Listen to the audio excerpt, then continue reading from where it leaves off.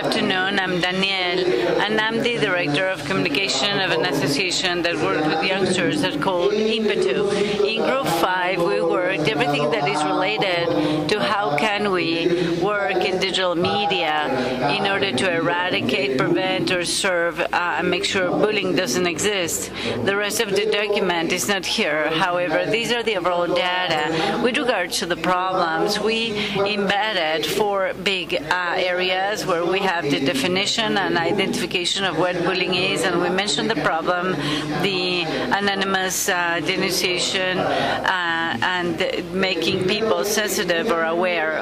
The first one we call bullying to something that is not bullying, and we start trying to serve these problems and to respond to them when it is not really bullying. In the second one, it refers to the fact that in Mexico we don't have statistics, we don't have qualitative or quantitative studies to give us clear account of how the problem is developing, and by not having an exact outlook or scope, we cannot serve it properly and solve it. The third one that has to do with the anonymous denunciation and attention. Many times people inform about bullying, but given there's no right protocols to solve the situations, the only thing that happens is these people that give you these problems, they turn into people that have bullying and there's some tutors and that don't have the right tools to follow to serve this issue. And then we have to do with the spreading, publishing the information to make people aware. We have to create solutions, mechanisms, materials that support people in order to know what it is, how to solve it, how is it lived, and etc.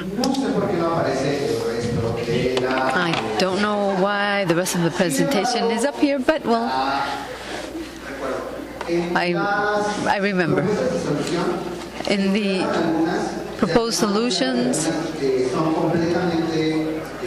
some of them have to be reached by consensus. Others, it will depend on the organizations and individuals involved. We saw, for example, that we had to give a voice to people who have experienced bullying, because that's a good way of handling it without making them victims.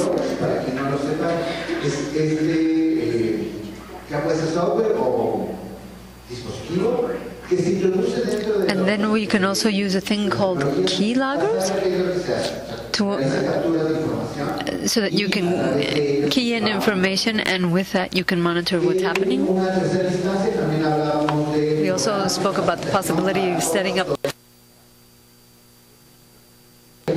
training programs. That means we have to raise awareness, help people with their emotional intelligence, help the parents, students, teachers, and school authorities in the whole process. And I think there was something else, but I don't recall.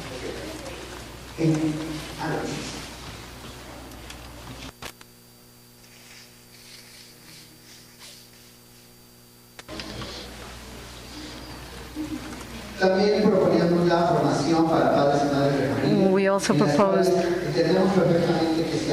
parent training, in which we realize that we still don't even understand all of the implications of cyberbullying, and if we don't understand it as young people, our parents will understand it even less, so we have to help them so that they can understand how they can help and monitor their children and help them with any problems that might arise with their children.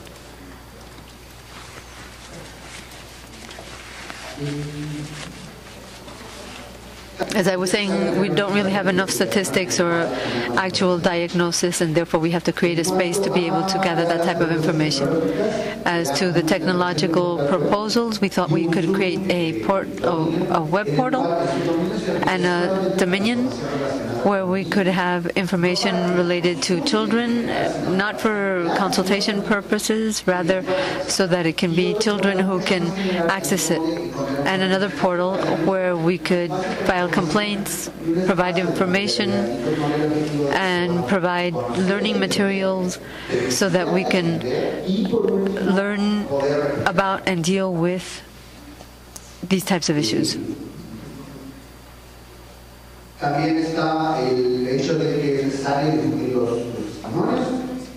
We also have to spread the word of the testimonies that are given, the testimonials that are given, and provide specialized information on bullying that is provided by experts or people who have experienced bullying. And we also have to provide links between the ministries, or provide information so that the different ministries can use them so that they can help people that are suffering from bullying instead of looking at it from a silo point of view, and help those parents and tutors and authorities that are interested by providing them with the necessary elements.